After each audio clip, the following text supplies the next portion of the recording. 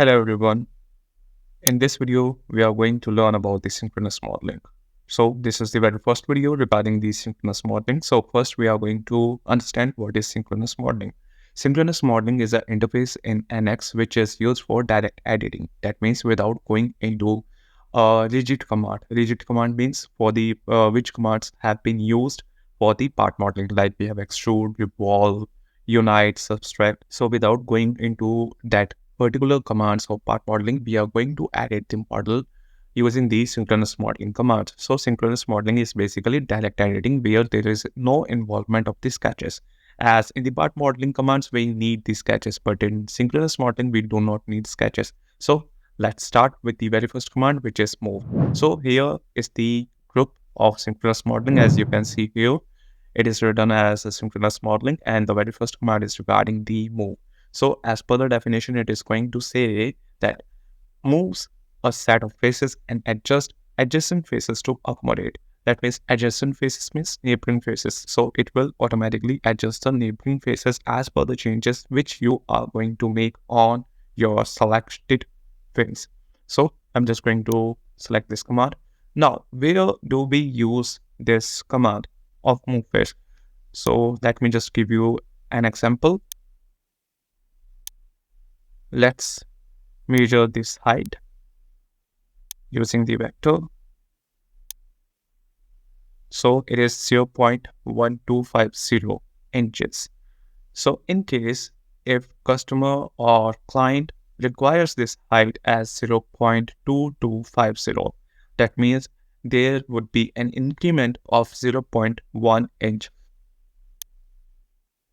So for that, I'm not going to the rigid modeling. Suppose if I do not have any command in the part navigator, or it's just a rigid body. So how we can perform that task?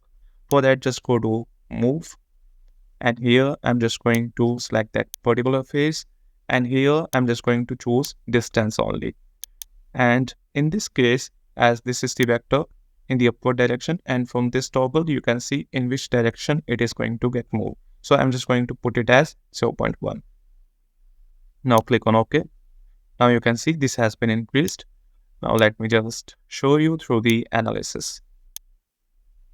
It's now 0.2250. Earlier it was 0.150. So this is how we can use the move face. Now let's have a deep dive into the command. So for that, I'm just going to choose some other options as well. So I'm just selecting this face. Now for this, the distance is going to be 0.1, and this is asking for the angle. So it will check for the pivot point. So this is the pivot point. And if I just give the angle of 5 degree, then let's see what will happen. Now you can see this has been changed like this. If I just show you in this view, so earlier it was the orange line. As you can see, if I just give it as 0, so like this, it was parallel to that yellow line. And if I just give the value as 5 degrees, so it will just get tilted. So this is how we can use the distance angle, and for distance we have already seen. And same case for the angle, like if I just go to move, and here I'm just going to choose the angle, then I'm going to choose this, and now it's asking about the axis. So for axis, I'm just going to select which line. Suppose if I want this to be like this, so I need the axis of this axis. I'm just going to select, or the axis point you can say as this one. For the vector, I'm just going to select this vector. Now you can see this has been perfect. Now if I just press F8, now this is perfect. So I can give the angle here.